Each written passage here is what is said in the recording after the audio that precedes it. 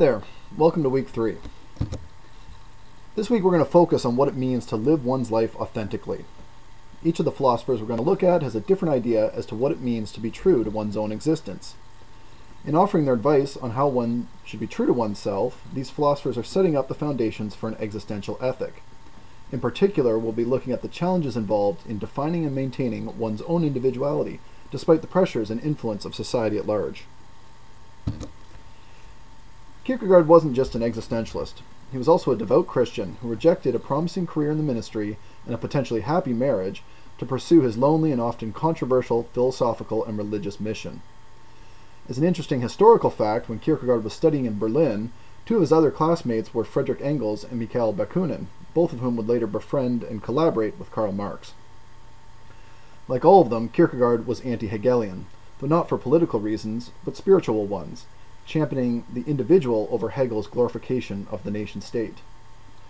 Kierkegaard described his own mission in philosophy as a, quote, effort to redefine what it means to be or become a Christian, end quote.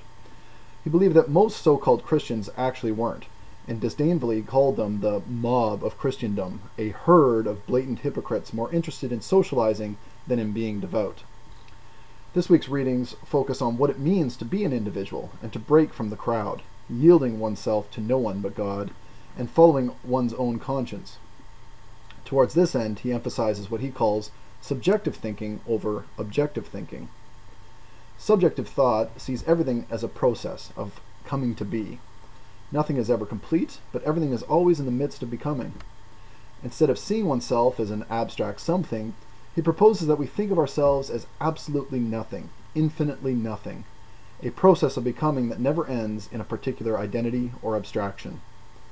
Thus, we're always in the process of transcending ourselves. Ethically, this means that we shouldn't focus on what we are to become, but how we go about living our lives. In fact, Kierkegaard goes so far as to say that we should refrain from contemplation and instead concentrate on synchronizing our heart and our movements on what he calls the passion of the infinite. All of this is reminiscent of week 1's readings from the Hasidic Jewish tradition, which also calls for a spiritual life of meditation instead of abstract contemplation. The Spanish philosopher and essayist José Ortega y Gasset was one of Spain's most prominent existential thinkers, whose writings had a direct influence on Heidegger. Against the Cartesian motto of "I think, therefore I am," Gasset asserted, "I live, therefore I think." In this piece from Gasset, he begins by questioning what it is that we refer to when we speak of ourselves as an I. This I, he says, does not consist in your body, nor yet in your soul, your consciousness, or your character. Neither are you your memory, nor your intelligence. You are something much more than these physical or psychical things. Quoting him directly again, you are no thing, you are simply the person who has to live with things, among things. In this way, there is no abstract living. He goes on to show that one's only real vocation in life is to discover this I and to be true to it. Each of us can have but one authentic life, though this destiny is never abstract and generic. However, insecurity in one's own existence can lead one to think that they are, and when faced with economic difficulties or the struggle with the rest of mankind, as he calls it, we can often fall prey to thinking that it is. As mentioned last week, the central question of Heidegger's philosophy was the question of being. In this reading, Heidegger sketches out the essential existential features of Dasein. What is crucial is to be ontological, and for one's own self to become authentic so that one can properly approach the question of being. The majority of us, though, spend most of our lives living inauthentically. Heidegger calls this inauthentic way of living our they self. Literally, one is self when translated from German. A self of external objectivity and abstraction. Like Gasset, Heidegger believes that Descartes' famous "I think, therefore I am" is a misleading paradigm of self-identity that suggests a disastrous split between the mind and the world, which Heidegger rejects because the two are ontologically one and the same. It also suggests that self-knowledge is immediate and transparent. It isn't.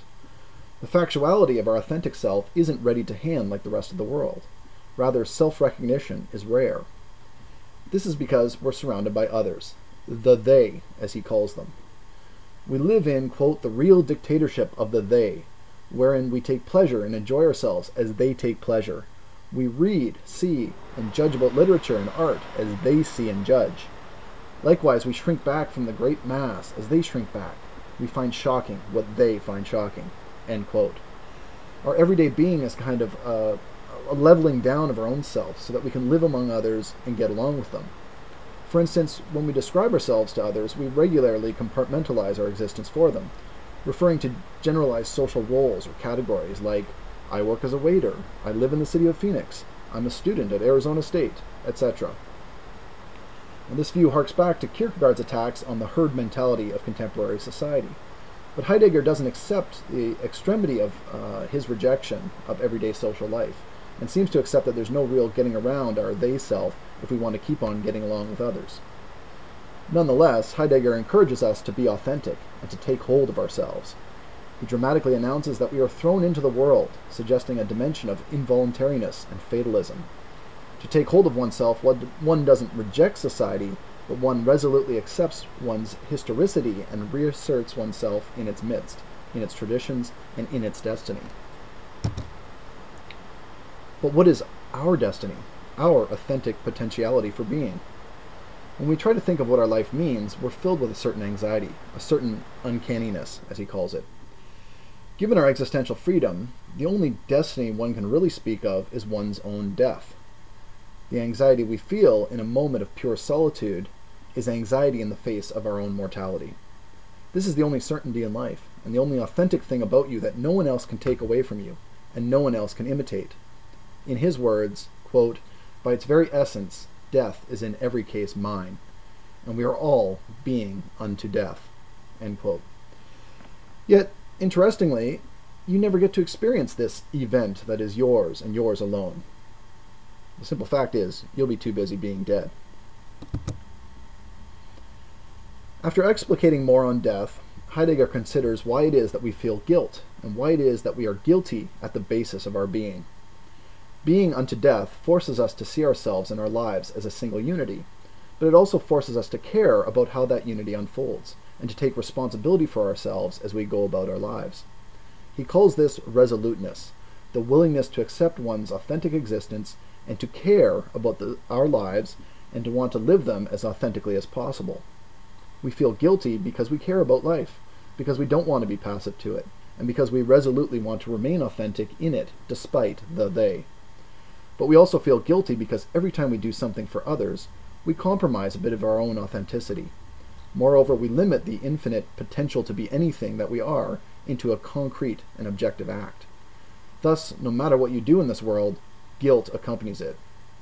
Himself a religious man, one cannot help but see parallels here between the Judeo-Christian notion of original sin and Heidegger's guilt of mankind, the idea that humanity always already has fallen in the eyes of God.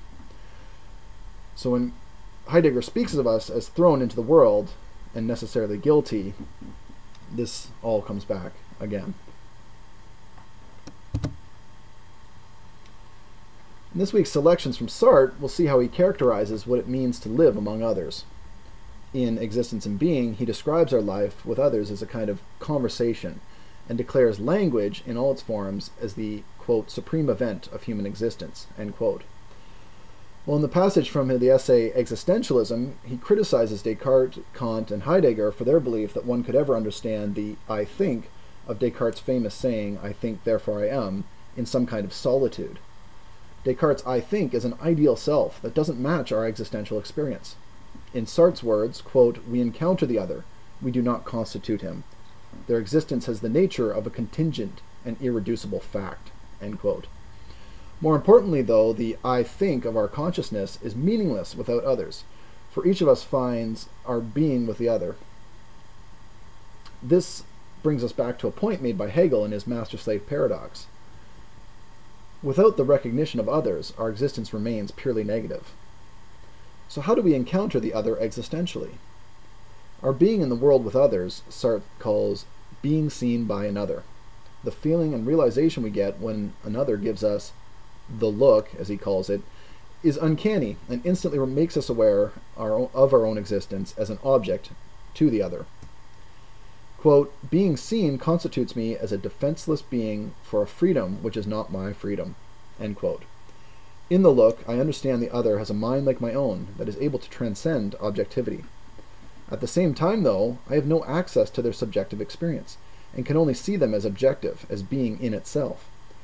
However, I remain acutely aware that the other is similarly making an object of me and my freedom.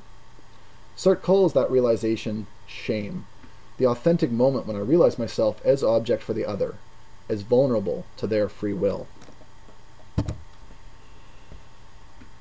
Merleau-Ponty pushes Sartre's logic further and argues that that in our dialogue with the other, we enter into a common ground, a single fabric or dual being. The other is more than just a bit of behavior in my transcendental field, and we are collaborators for each other in consummate reciprocity. Although the other will never exist for us as we exist for ourselves, the two of us are not mutually exclusive, for we both arrive at self-knowledge only by projecting ourselves into the present where both can be joined together, both in mind and in our physical and bodily presence to each other. Merleau-Ponty puts a heavy emphasis on the role of our bodies in self-identity and in our relations to each other. We'll hear more about that and more from him next week when we discuss existentialism and phenomenology. That's it for this week. Be sure to complete the reading analysis questions and to compose a reflection for our discussion number 2. Thanks.